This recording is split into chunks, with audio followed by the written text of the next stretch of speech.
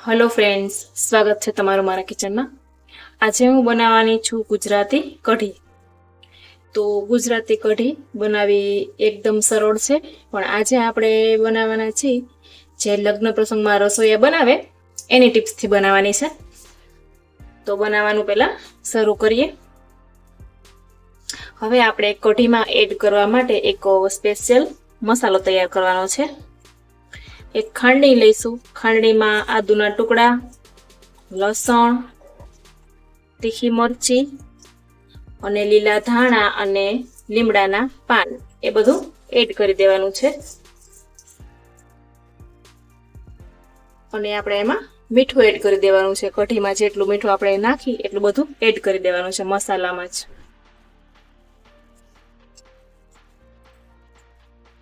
હવે આપણે આ બધું ખાંડી લેવાનું। તો આવી રીતના બે બધો મસાલો ખાંડી લીધો છે। હવે આપણે કઢી બનાવવા માટે છાશમાં એડ કરી દેવાનો છે।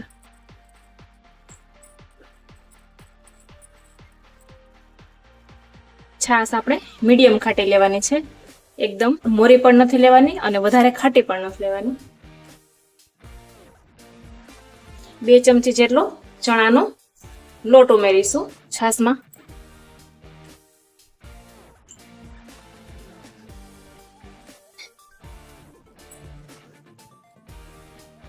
હવે આપણે બ્લેન્ડર થી મિક્સ કરી લઈએ।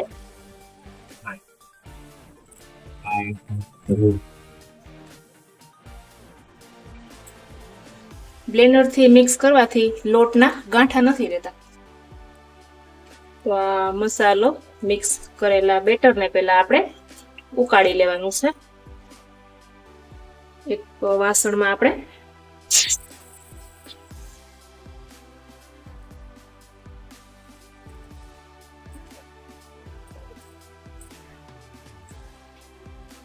વઘાર આપણે પછીથી કરવાનો છે।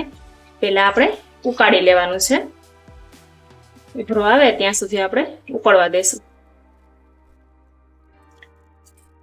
તો આપણી કઢીમાં છે એ એક ઉભરો આવી ગયો છે।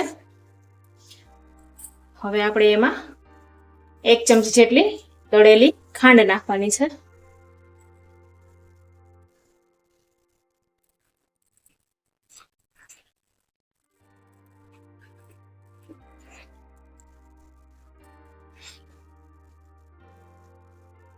હવે આપણે કઢીનો વઘાર કરી લેશું। વઘાર માટે આપણે ઘીમાં વઘાર કરવાનો છે, એટલે 2 ચમચી જેટલું ઘી ગરમ કર્યું છે। સૌપ્રથમ આપણે રાઈ ઉમેરશું।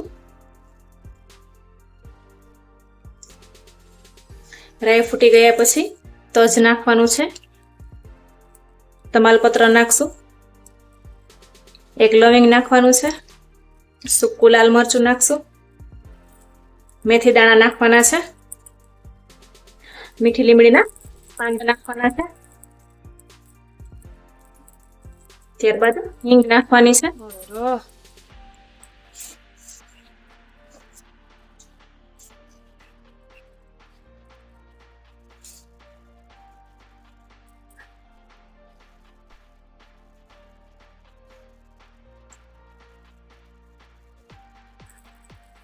વઘાર છે કઢીમાં એડ કરી દેવાનું છે।